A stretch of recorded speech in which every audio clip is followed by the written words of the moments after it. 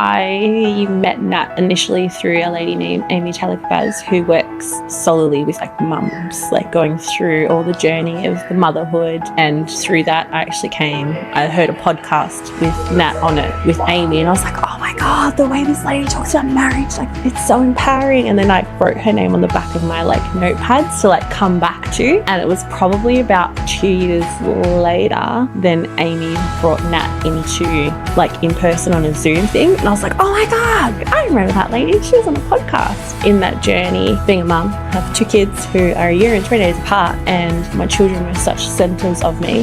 They are me. It was really hard to separate me from them.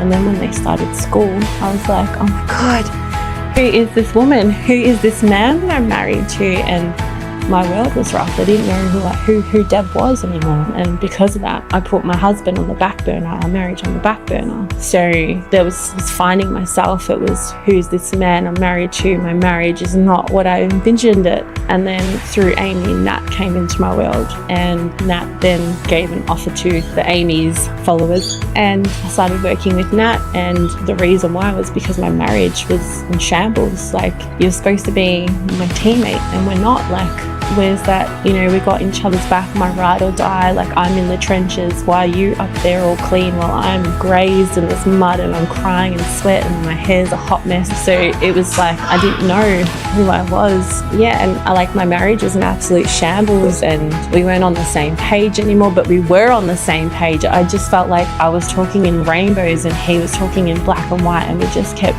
missing each other. And both of us started working with Nat, and things got better. And then I've always had major FOMO about retreats, because Amy did one, but they were always in Sydney and they were only to like certain members. So then when Nat opened up her retreat and I was on the call, and my husband was actually sitting there, and I just side glanced in while we were on the live call, and Nat was like, doing this retreat, like this is the time, the layout, all those things. And I just looked at him and he's like, if you want to go, he's like, you can go. And I was like, are you serious? And he's like, yeah. And I was like, are you not like messing with me right now? And he's like, no, go. And I was like, so I think when it comes to things like this, not only did I have access to Nat in person, so I could ask those questions or be like, hold on, Nat, like, can you elaborate more on this? Or this is what's happening, giving her an example of what's happening in my life. And then hearing those other people's stories and going, yeah! But sometimes with me, I feel that I can't articulate in the way that I want to get the words across. Like, some people are like, oh, this is bleeding, and I'm like, that sounds beautiful. I feel like I'm the shell, like the rough, the walnut. That's how I feel like I talk, the outside, and then when you crack it open, I feel like other people can articulate much more pleasantly. But anyway,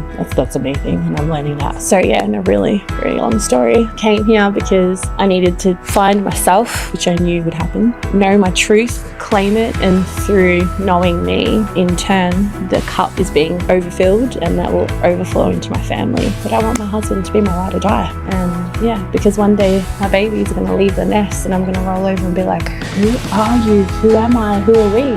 And I want we, not you, me. So what I have gained from this retreat is, firstly, I feel like I have my pack, my tribe, my people, which I already knew, but being able to hug them and be with them and sit in the presence, even when we're not saying anything and we're just all together, that energy, that power, that, even that eye contact. I think, especially for me, I've always known it's here. I've always known I have green eyes, but I've never claimed that I have green eyes. I know that I'm a woman. I've birthed 2 children, so I know that I'm powerful and I am capable. But now I actually know. I feel like my spine has gotten stronger. My roots feel like they've gotten so much deeper. But the Matt side, I think she's really helped solidify. She's really hit me with some combo punches. In my gut, there's this butterfly energy bubbling away. It feels like it was dormant. When you get engaged, how there's this tiny little box, right? And then you open it up and there's this beautiful precious stone inside that. And when you hold up that stone to the light, you can see all those beautiful colors, blue, yellow, glistening through that crystal. That's Nat. She is a tiny, petite lady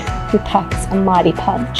Goosebumps. She cares for you like she was your mother, your sister. She listens, which is really big for us. She hears you. She feels you. When you tell her your stories, she feels that pain, but she also calls you out of the bullshit. I like to ramble, as we know. I will ramble and Nat will sit back and go, so Deb, what I'm hearing you say underneath all that is blah, blah, blah. And I'm like, yes! She helps you sift through all that mud and see the clarity. She helps not only your marriage, you as a person, you as a mother. She helps you see that your husband or other significant other actually loves you so much, and all they want to do is make you happy. And I think we sometimes forget that when we're in the thick of things. We forget that they just want to help us, they want to support us, they want to love us, they want to worship us. Because when you are in that trench covered in mud, you can't see any of that. So she picks you up from the floor, all battered and bruised. Sometimes she gets in that trench with you and she wipes away the mud off your face and goes, you're beautiful. Let me look after you. Let me help you. That's how I describe that.